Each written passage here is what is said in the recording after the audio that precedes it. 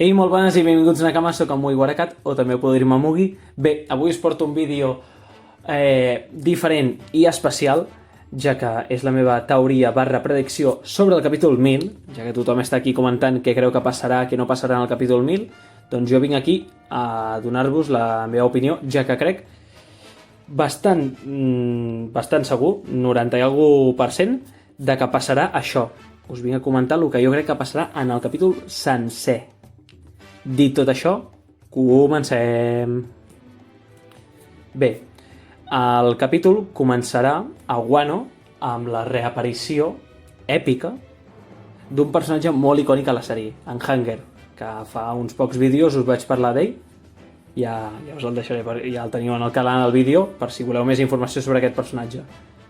En Hunger, com ja havia dit anteriorment, reapareixerà a Wano buscant venjança de l'Anami, del que li va fer l'Anami, que el va estar ja provant tota la roba de la seva botiga i al final se'n va anar sense comprar-se res. Doncs anirà ja buscant venjança i en aquell moment la tripulació del barret de palla estan en Ruffy, en Zoro i els Supernovas allà com lluitant amb en Kaido, però els altres membres de la banda del barret de palla estaran per allà al voltant, per allà a prop. Què passa? Que en Hunger localitzarà i visualitzarà l'Anami i anirà com a atacar-la. Què passa? Que s'equivocarà perquè l'Anami s'apartarà, es desviarà i sense voler, però bueno, farà ben fet, decapitarà en Kaido amb la perxa que té al cap. Amb la perxa que té al cap farà zas! I li tallarà tot el coll. Què passa? Deixarà en Kaido estès i mort. De cop, un borratxo apareixerà. Que aquest borratxo no és ni més ni menys que en Jobo, el de Mocktown, que va descobrir la veritable recompensa d'en Ruffy i d'en Zoro i va advertir en Bellamy. I pues apareixerà per allà i com anirà borratxo perdut, com sempre, bueno, com l'única aparició que ha fet, es pixarà a sobre del cadàver d'en Kaido, així per fer les típiques escenes de broma, com li agrada fer a l'Oda. Llavors, després d'això, els Mugiwaras, els Supernovas i tota la gent es quedarà molt impactat i de cop ens tallaran i s'acabarà el tercer acte. Què passa? Que després passarem a fora, al món de One Piece, que estan passant coses, i veurem que en Barbanegra ha localitzat i ha descobert què és la tercera arma ancestral, Ura, i on està. I estarà enviant alguns barcos de la seva flota cap a Orange Town, a la illa d'en Shushu i d'en Budal, d'en Poro, bueno, on van conèixer en Buggy, perquè com recordeu a la primera teoria del canal us vaig comentar que la tercera arma ancestral que encara no havia aparegut, l'arma ancestral Ura, era la caixeta de pinso que li va quedar, com de record, l'única que va quedar intacta de l'antiga tenda de menjar de pinso d'en Shushu i d'en Hawker, ja que en Moji i en Richie li van cremar. Ara té una empresa, després del time skip ja hem vist que té una altra botiga, tal i qual, però l'arma ancestral és aquella caixa de pinso que va poder aconseguir rescatar. Ja ho teniu explicat en la teoria.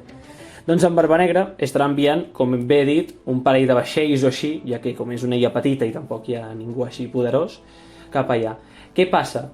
Que no hi podran arribar perquè misteriosament, per en Barbanegra, però nosaltres ho veurem, en Samurai Bats estarà surfejant per allà, per on estan passant els vaixells d'en Barbanegra, i causarà una onada tan gran que volcarà els vaixells i els farà inundar-se. Després d'això s'acabarà el capítol. Sí, ja heu vist que serà molt èpic el capítol 1000. Jo tinc unes ganes tremendes de que passi i de veure'l, perquè, joder, qui no vol veure un capítol així? I a sobre que sigui un número tan important com el 1000. Vull dir, hi ha ganes i hi ha hype per veure això, ja que crec jo que passarà sí o sí, això.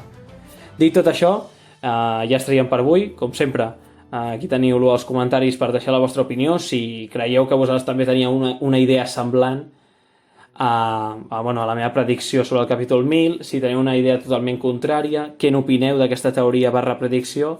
Bueno, aquí per fer una mica de feedback, com sempre. També aquí a la caixeta d'informació, com sempre, us deixo el meu Twitter per estar informats sobre el canal i alguna cosa de One Piece que comparteixo. També us deixo la wiki catalana de One Piece, la pàgina web de One Piece en català on tenen penjat tots els episodis de One Piece en català i també la pàgina de One Piece on pengen el manga de One Piece en català. Dit tot això, a reveure Nakamas, fins la propera. De totes maneres, em podeu deslligar el què, nois? Sí, esclar, i què més? Si vostè desapareix, algun de nosaltres haurà de substituir-lo. Ei, un moment!